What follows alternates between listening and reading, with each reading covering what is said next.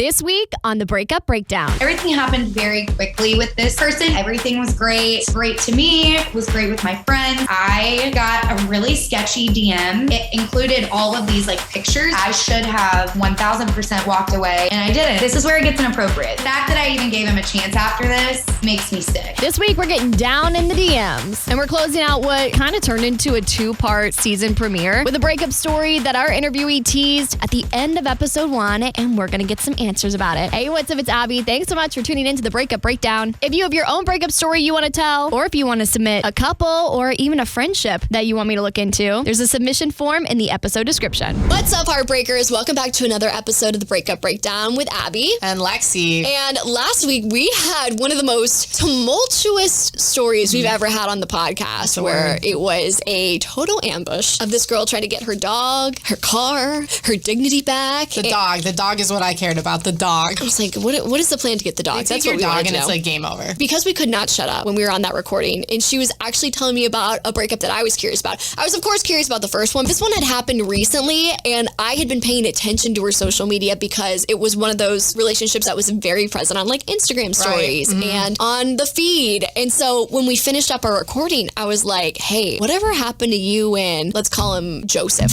Whatever happened to you and Joseph? Because you guys were all over each other, and my mom mentioned something about it, and it just left me with a cliffhanger. All right. And before we get into the breakup, I want to let you know where we are putting our monetary donations to this week. We're actually going to be supporting Haven House in Lexi's hometown of Buffalo, New York. Buffalo, New York. I was going to say, I saw that. Every week, this is something new we're doing with the podcast. Every week, we are going to be putting monetary donations towards a different domestic violence shelter. And this week, I decided to focus on Buffalo in support of Lexi, who has always been by my side through this podcast. So I'm going to be making a personal donation to Haven House. If you would like to look more into it and maybe put your own money towards it, if you feel compelled to do so, or your time if you live in Buffalo, or your own resources, again, find that link in the episode description. Let's get into the episode. We're picking up where we left off last week, and she had teased that she had just been through another terrible breakup. And normally I'd be like, aw, shucks, that sucks. But of course, I'm invested in this girl's love life. Absolutely. I had known that she had started dating this guy recently after her last relationship ended. So after this horrible breakup that happened in episode 1, she dated a guy for a couple of years. That ended.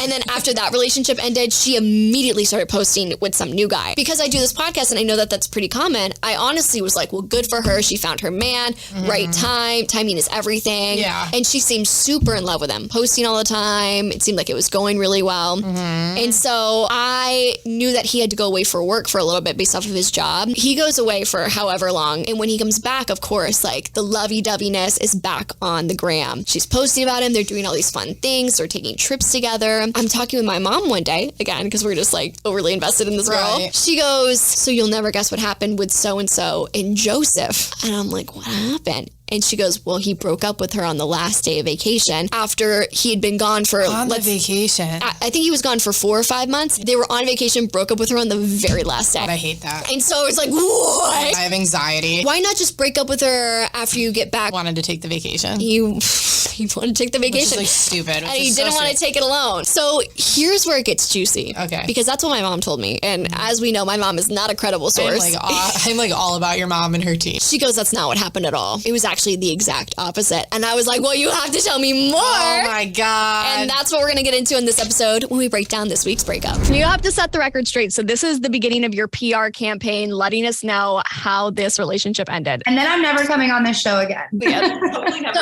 So we also have a friend in the background who may jump in and add some commentary. So to our listeners, don't be alarmed if you hear a new voice and you're like, who is this person? We have a secondary source here to add some commentary. So let's start from the beginning. Tell me how you met him, and then how you found love, and then where things started to go wrong. So where all true love is found, I also met him at a bar. So clearly I've got to stop doing that, because if you recall, I also met the last terrible relationship at a bar. I was playing pool with a friend. He and some of his friends came over, and he was like, oh, is that your boyfriend? And I was like, no. And he was like, oh, well, do you want to play pool? And I'm a sucker for pools. I was like, yeah, sure. Acting like I was terrible. I'm actually pretty good at pool. We like hit it off there. He did get my number and ended up reaching out the next day asking if I wanted to go get drinks. Then we went on our first date. What did you like about him? Like, how did he charm you? Honestly, so I had just gotten out of a 3-year relationship like a month before this. And that one was a really hard breakup. He was actually a phenomenal guy. Like I think I mentioned it on the last one. I have absolutely nothing bad to say about him. We were just wanting different things long term. And so it was just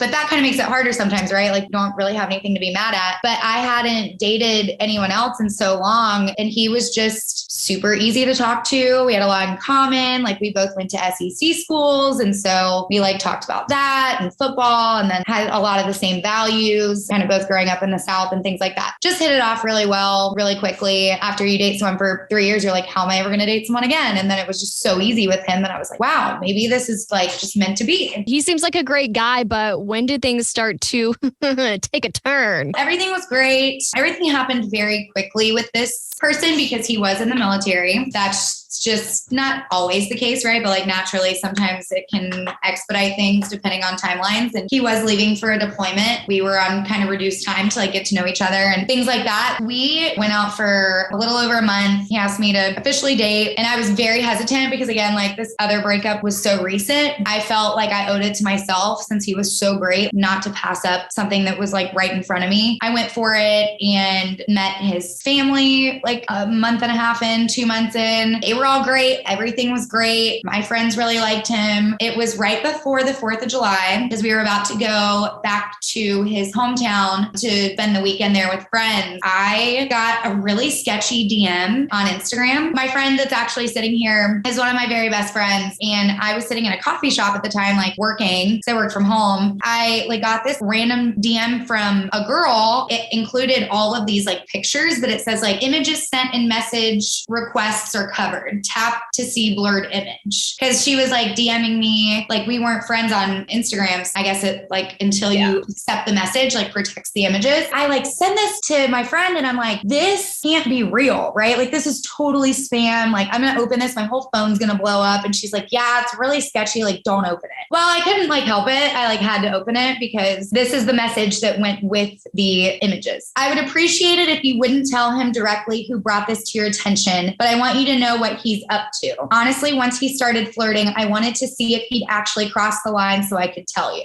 This is a random person, no mutual friends with his friends or my friends. Like this was so sketchy. The first picture on the Instagram of the person who sent me this message, the girl was like, hey guys, finally made a new Instagram. It just looked so fake. There were like 2 pictures on the account. My friend didn't think it was real either. It turned out to be very real because the first thing, and you can see this when you open it, is a photo. Oh my gosh, it's him.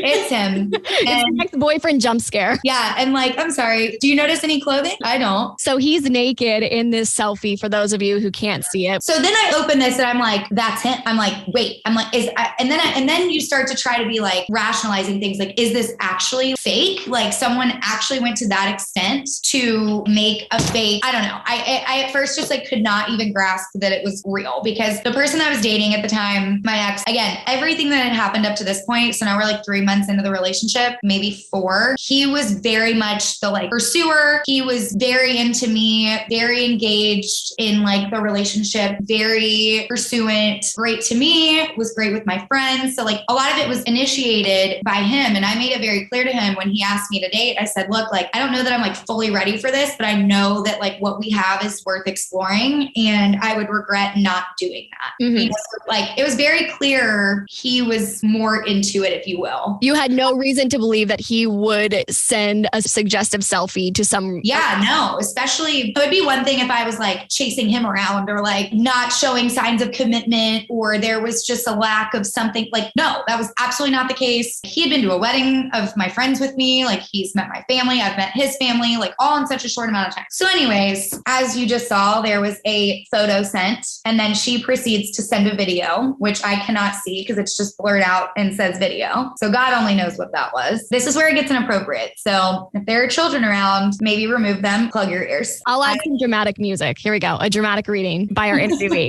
The rated R DMs. Here we go. He sends the photo. She responds with a video. He then says, damn, no finger lick first. Knew it was all fake. What a shame. You're really freaking cute. And she says, sorry, it's harder to do than I expected. Again, we have no idea what this video was. Everyone can use their imagination. I mean, she sent it and then he responded with damn, no finger lick first. So I can only assume if he sent a picture of himself that she sent a video of herself. So she says, sorry, it's harder to do than I expected. And he says, haha, we'll practice when we hang out. And she says, haha, okay, but one question because I don't want to cause any issues. Is that girl in your last couple of photos your girlfriend? Or he responds with, yeah, that's my girl, so we shouldn't hang out like that. But I get you're trying to make friends anyway. So now we're trying to like back out of the situation. And then she says, is she okay with you hanging out with other girls? I would just hate for something to happen. Winky face. He says, alone? Probably not if she knew. A little hard to explain hanging out with a random stunner like you out of the blue. Haha. And then he says, oh, you'd hate for something to happen? I think you'd have other feelings. It just continues to get worse. She says, well, she can come too, with many smiley faces. This is borderline erotica now. End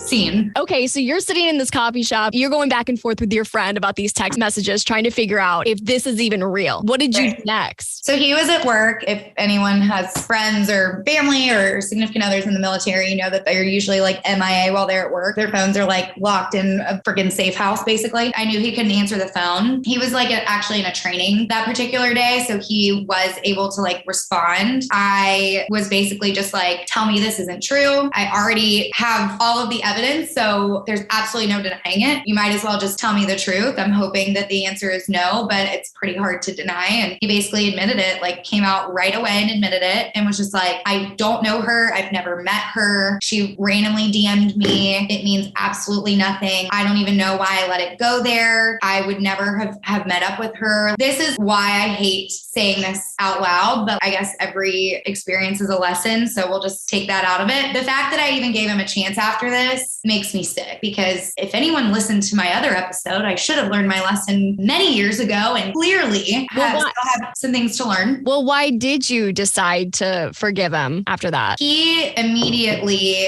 that day, as soon as he gets out of work, he calls me. He's like, I'm coming over right now, like come straight from work. There was no bullshitting. There was no hesitation. It was just direct ownership. He didn't hide it and he said and did the right thing. From a friend's perspective to our friend over yonder, were you thinking, like, what were you thinking? Were you thinking this is a bad idea for her to take him back or? I just hated it, especially once there was proof of like, I thought the DMs were sketchy at first, but then once you got the DM where his picture was blatantly in it, it's like, okay, there's no denying that, this was even him. Hated it. But, you want your friend to be happy. And if I support your choice, either way. And knowing from what I knew from the beginning with him, he was treating her right and doing all the right things, saying the right things, meeting the families, doing everything. I did hate the fact that he was going to be leaving for quite a few months soon after. So like to put your life on hold, I just, I did check in with her and say, you're making a big decision, but it's your choice either way. At the time I supported it because, she was happy. The person that was on the last episode, all he was full of absolute bullshit. Whereas like my ex took ownership of it. So he immediately came over and he was like, I take ownership of what I did. You don't deserve that at all. And I made a huge mistake. I will prove to you that like that will never happen again. And then this is where the deployment card was pulled. The particular branch that he was in, it's super isolated. He's like, I'm just in the weirdest headspace right now. Oh, essentially it was bullshit. It was delivered in a very genuine, honest way. And he literally just stayed in his freaking clothes that he came home in and went to work in like dirty clothes the next day because he just like didn't want to leave and like really wanted to fix it. It's easy for that to, at least in the short term, not make you forget, but kind of mask what just happened. I very stupidly decided to basically, I was just like, we'll try until you deploy. And like, if I can't get over it, then I can't get over it. You've decided to do your service to this country and forgive this man. And he goes on deployment. God bless the United States. Okay. He goes off. You've decided you're able to move on from it. You're trying to be empathetic to what he's going through. What was life like for the 6 months that he was off serving his country? He wasn't even able to communicate on the phone. We were only able to email unless he was in a place that had Wi-Fi, which was maybe 3 times during the whole 6 months. It was a very different type of scenario that also added layers of complication. I wrote to him every day and he was able to actually write to me, I would say like probably every 3 to 5 days, which is a lot for them. So we were in constant communication. He sent me flowers for our 6-month anniversary while they were on land, like sent me like a teddy bear, sent me a basket for Christmas with like this super sweet note. I'm so sorry that I'm missing our first Christmas. I can't wait for all the Christmases to come in person. Did all the right things. During the deployment, I had been with him the least amount of time and got the most contact out of my other 2 friends in the same scenario. One of them married, one of them together for over a year. The effort was without a doubt there. He's on deployment. He comes back, and I'm assuming you're like so excited to see this man. It's been 6 months. You're still sort of in the honeymoon phase because he left during like the first 90 days. When he came back, were things wonderful? Were they not so great? They were wonderful for all of like 30 minutes.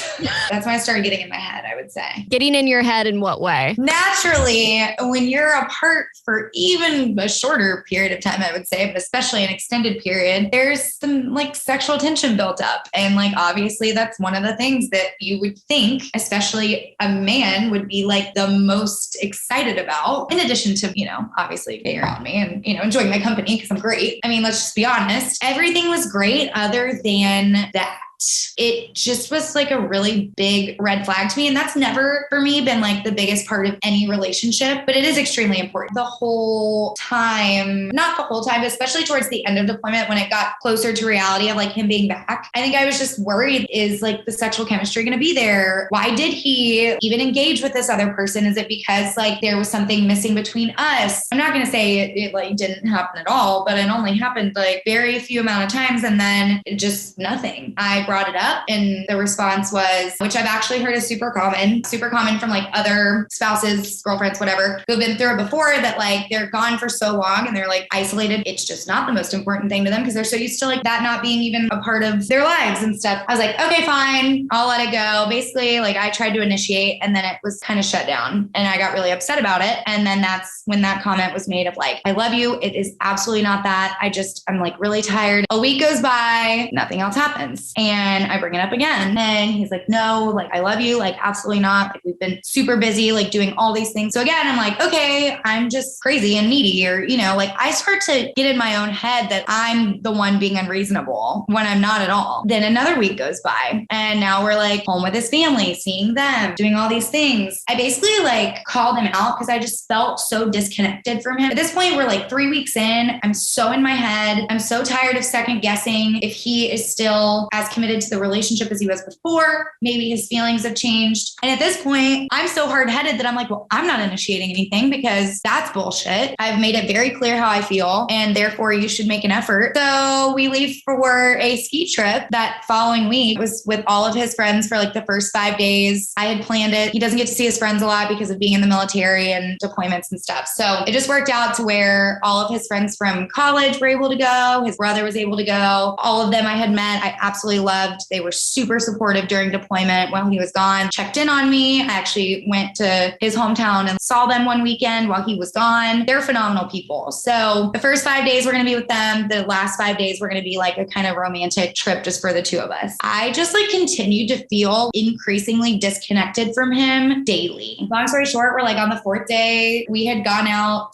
to dinner, gone and gotten some drinks. I basically was like, I'm going to go to bed. We were going to get up early and ski. Like I was like, I'm going to go to bed. I'm tired. And he was like, okay, I'm going to like finish this show. It's 2 a.m. and you're watching like Planet Earth. That's fucking weird. Come to bed with me. Like there is absolutely no reason that you don't get your ass off the couch and come to fucking bed. None. And I don't know what snapped in my head at that point, but I got in bed and I was like, absolutely fucking not. I was like, no, I'm done. I'm calling him out once and for all. I don't even care if I don't like the answer at this point. Like I just like had this thought of going on a romantic 5-day rest of the trip after this with him and like having no physical romantic connection whatsoever. No, thank you. I can do that with my girlfriends and go to Napa and spend my money there. I don't need to do this or want to. I mean, I basically call him out. I go out there and I'm like, what's going on? And he's like, what do you mean? Do you want me to come to bed? And I'm like, no, I want you to fucking tell me what's going on. You're acting so distant. Something is going on. I've been asking you for weeks. And he says, I don't want to have this conversation right here or now. And I said, I don't give a shit what you want. We're having the conversation right here and now at 2:30 a.m. And you're clearly wide awake since you didn't want to come to bed. So buckle up. He basically just text, comes out and says like, I love you so much. I don't know why I've been feeling this way, but I just have been feeling differently since I got back and I've been trying to fix it. And I go, I don't want to be with someone who feels like they need to fix anything. First of all, I don't deserve that. Next question, he was like, you basically just had nothing to say, if I'm being honest. He was just like, I don't know why, but I feel differently. And I was like, are you not attracted to me anymore? Like, are you not? And he was like, no, like you're beautiful. Like, I mean, yeah, I think maybe the physical attraction maybe isn't like as strong as it used to be. And I'm like, well, first of all, F you, because like I got some work done while you're gone and it looks good. It was a very shitty thing to hear. I was like, where do we go from here? And he was like, I don't know. Obviously I wouldn't still be here if I didn't want this to work. I didn't want to just walk away from it. I was like, look, I don't want to be in a relationship with someone who feels like they need to try this hard. It shouldn't be that hard. I'm going to book a flight and I'm going to leave. Good for you. Well, yeah, a little late to the freaking smart decision-making party. Did he at all put up a fight when you were like, I'm going to leave? Or and that's when I knew. I mean, it's a 2-hour drive from the mountains to the goddamn Denver airport. There was every opportunity to beg and plead and turn the car around. And I've seen that man beg before when he made a mistake. And when I said, I'm going to book a flight and I'm going to leave. And he said, okay, I understand. And I said, all right, here we go. Did you find out any reason why he was actually acting so bizarre? Yes, indeed, I did. I was actually on a bachelorette trip for one of my very good friends from college. So this is like 3 weeks later. So not long after. And I proceed to get a DM from a random person on the third night of our trip. I was like, you've got to be kidding me. I also was like, we aren't together. How's this happening? I went and saw like the profile and I was like, I'm being catfished again. Literally, Ashton Kutcher is about to knock on my door and punk me because this cannot be real. In the middle of this bachelorette trip. Yes. Like we're about to go out for like the last night, the biggest night. And I am just like so caught off guard. Obviously, I'm here celebrating love and marriage for one of my very best friends who I'm so happy for. They're now married. I love her husband, but it's like it hits home a little harder when like you've literally just had your heart crushed into pieces. Mm-hmm. Yeah, this didn't help the situation. There's a lot of messages, so I won't like read them all, but she basically sent me, it was very deja vu of the first instance. And she was like, I just want you to know what your boyfriend is doing. I just really think you should know because he is a dirtbag. And if you don't believe me, here's the proof. So she was under the impression that because he still had a very recent photo of his coming home from deployment with me in the photo. And so he had reached out to her in this particular instance and she thought that we were still together. She was like, absolutely not. I'm going to tell your girlfriend. So I was like, oh, actually, we aren't together anymore. I really appreciate that. Whatever he does now, he has every right to do so because we are not together. And she goes, well, this isn't the first time that he's reached out to this person. Mm-hmm. And I was like, well, what do you mean? And she was like, oh, it's been months. So while he was on deployment, he was messaging this girl before, during, and after. No. And that's when my stomach sunk. I didn't care what he was doing now. We're not together. Like, you do you. I basically was like, do you have any proof? So she sends me screenshots. I'm going to start with the ones that were from before deployment because these are the ones that really got me the most. Just out of curiosity, like, is this even after you had that conversation about the first person? The week he was leaving. You're kidding. Nope. The week he's leaving. Mind you, my friend can attest to this. He was with me every single night that week. Every night we went out and got dinner, made dinner, spent time together. We were together every single night for the 7 nights leading up to when I drove him there and he left. He's having these conversations. I can only assume maybe while laying next to me. I don't know another explanation, but given some of the timing he references, which you'll hear in just a second, that's the only thing that I can assume. So these are from before deployment. He says, so I leave for a 6-month deployment in just a few days. So things are ending with her since I'm leaving. Why I was curious what you were up to tonight. Winky face. So he's referencing breaking up with me. Which is so bizarre because you mentioned that he was like a delightful human while he was on deployment, sending you flowers, writing you twice a week. This is just out of nowhere. She says, I'm not the girlfriend type. I'm just the have sex with her before deployment type. And he says, no, basically like, I'm so sorry. That's not how I meant for it to come off. He says, don't forget the after deployment over and over again though, as well. He is planning to have sex with this woman. Not only now, but as soon as he returns. While he's with me. Also refusing sex from you, which is strange. Did he sleep with her after deployment? Like, does it look like any of that came to fruition? She told me in I mean, I don't know this person and I have no reason to believe or not believe what she says, I guess, but she says that they've never met in person. Oh, that's weird. But the reason that she reached out to me is because he was asking her to come over that night and like had given her like his address and stuff. Like they were going to meet up finally. And that's, I think, when she was like, you have a girlfriend. So again, it's like this whole like fantasy world that he like maybe lives in of having these interactions like online and thinking that it's like fine because he's not actually physically doing anything. But I have no way of knowing, to be honest. He owned up to what I had proof of. But I mean, when I asked him if he physically cheated on me, he said no. But I mean, I wouldn't believe a thing that comes out of his mouth. So who knows? So that's kind of like the end of the road with this person. He's Hannah Montana. He's living a double life on Instagram. And